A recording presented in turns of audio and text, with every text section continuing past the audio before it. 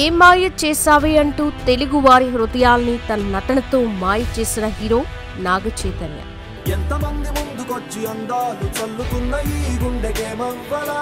అక్కినేని వారి ఇంటి నుండి 3వ తరం నటుడిగా ఇండస్ట్రీకి పరిచయం అయ్యి తను తీసే సినిమాలతో తనకంటూ ఒక ప్రత్యేక గుర్తింపుని సంపాదించాడు నాగ చైతన్య.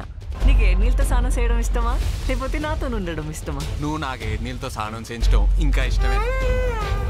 అయితే తన తండ్రిలాగి ఒక హీరోయిన్ ని ప్రేమించి పెళ్లి చేసుకుని విడాకులు కూడా ఇచ్చేశాడు.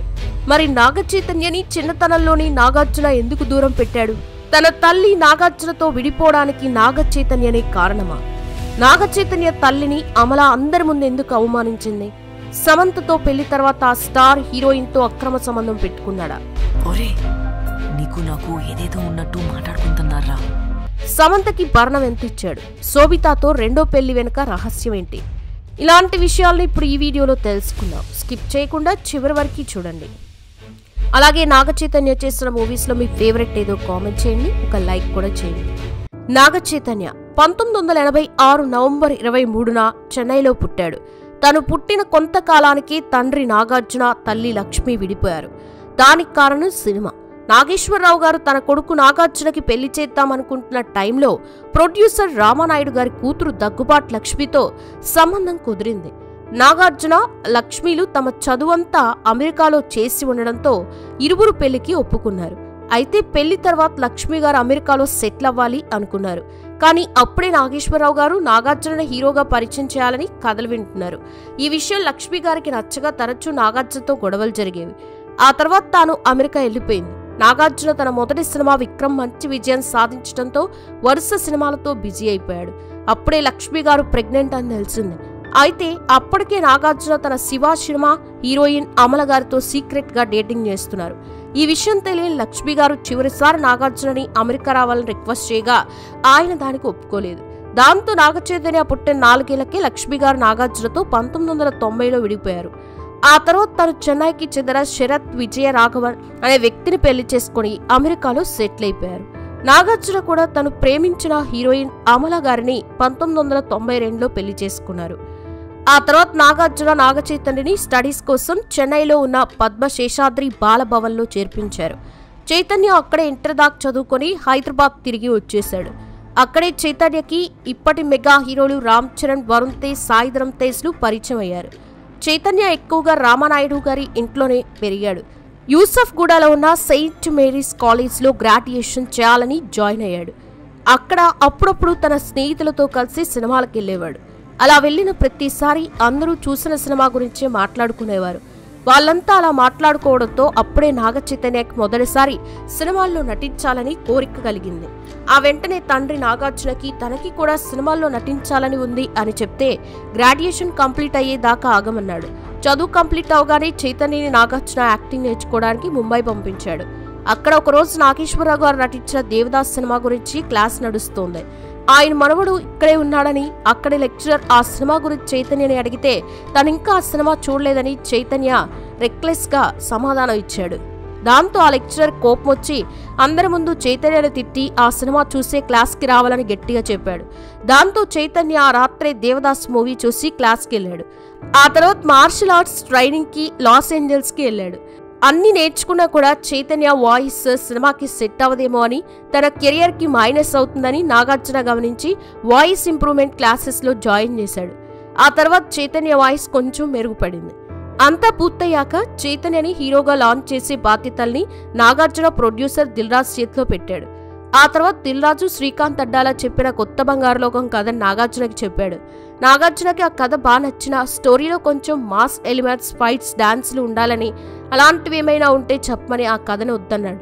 అలా మంచి స్క్రిప్ట్ కోసం వెతుకుతున్న దిల్ రాజుకి తన దగ్గరే పనిచేస్తున్న వాసు వర్మ చెప్పిన కథ నచ్చడంతో వెంటనే అది నాగార్జునకి చెప్పాడు. ఆ కథ బాగా నచ్చిన నాగార్జున వెంటనే దానికి గ్రీన్ సిగ్నల్ ఇచ్చేశాడు. దానికి హీరోయిన్ గా రాధా గారి కూతురు కార్తీక్ ని సెలెక్ట్ చేసి జోష్ అనే మూవీని తీశారు. కానీ తన మొదటి సినిమాకి రిలీజ్ కష్టాలు తప్పలేదు. సినిమాని సెప్టెంబర్ 2 రిలీజ్ చేయాలని అనుకున్నారు. బట్ అప్పటి ముఖ్యమంత్రి రాజశేఖర రెడ్డి గారు అదే రోజు చనిపోవడంతో సినిమాని 4 రోజుల తర్వాత రిలీజ్ చేయాల్సి వచ్చింది. అయితే ఆ సినిమా బాక్సాఫీస్ వద్ద అనుకున్నంతగా ఆడలేదు. ఆ తర్వాత తమిళ డైరెక్టర్ గౌతమ్ మీనన్ తెలుగులో మహేష్ బాబుతో ఒక సినిమా తీయాలని ప్రయత్నించినా అది ఒక సింపుల్ లవ్ స్టోరీ కావడంతో మహేష్ ఆ స్టోరీని రిజెక్ట్ చేశాడు. ఆ సినిమాకి మహేష్ అక్క మంచన గారు ప్రొడ్యూసర్ అవడంతో తను డైరెక్టర్కి నాగ చైతన్య గురించి చెప్పింది. ఆయనకు కూడా చైతన్య నచ్చడంతో వాళ్ళిద్దరూ కలిసి ఏం మాయ చేసావే అనే సినిమా చేశారు. ఆ సినిమా రిలీజ్ అయ్యి సూపర్ డూపర్ హిట్ అయింది. ఆ సినిమా వల్లే చైతన్యకి సమంత పరిచయం అయింది. ఇక ఆ తర్వాత దడా అనే మూవీ చేశాడు. కానీ ఆ మూవీ డైరెక్టర్కి చైతన్యకి జరిగిన గొడవ వల్ల సినిమా కొంతకాలం ఆగినా ప్రొడ్యూసర్ రిక్వెస్ట్ చేయడంతో ఆ సినిమా పూర్తి చేశాడు. ఆ సినిమా బాక్స్ ఆఫీస్ వద్ద ఫ్లాప్ అయింది. అప్పటి నుండి స్టోరీ ఇన్వాల్వ్మెంట్లో నాగార్జున కూడా ఉంటూ వచ్చాడు. ఆ తర్వాత బెజవాడ, 100% లవ్, ఒక లైలా కోసం, తన తాత నాన్నలతో కలిసి తీసిన మనం వంటివి సూపర్ హిట్ సినిమాలుగా అయ్యాయి. అయితే తన తండ్రిలాగే చైతన్య కూడా లేడీస్ మ్యాన్. తను తీసే సినిమా హీరోయిన్లతో బయట తిరుగుతూ చాలాసార్లు మీడియాకి దొరికిపోయాడు. ఏం మాయ చేసావే సినిమాలో పరిచయమైన సమంత మళ్ళీ తనతో కలిసి మనం సినిమా చేయటంతో వీళ్ళిద్దరి పరిచయం కాస్త చాలా త్వరగా ప్రేమగా మారింది. వెంటనే తమ ప్రేమ విషయాన్ని ఇంట్లో చెప్పి నాగార్జున ఒప్పించి 2017లో సమంతాని పెళ్లి చేసుకున్నాడు చేయి. పెళ్లి తర్వాత కూడా వీళ్ళిద్దరూ కలిసి మజ్లీ అనే సినిమా కూడా తీశారు. అది బాక్స్ ఆఫీస్ దగ్గర సూపర్ హిట్ అయింది.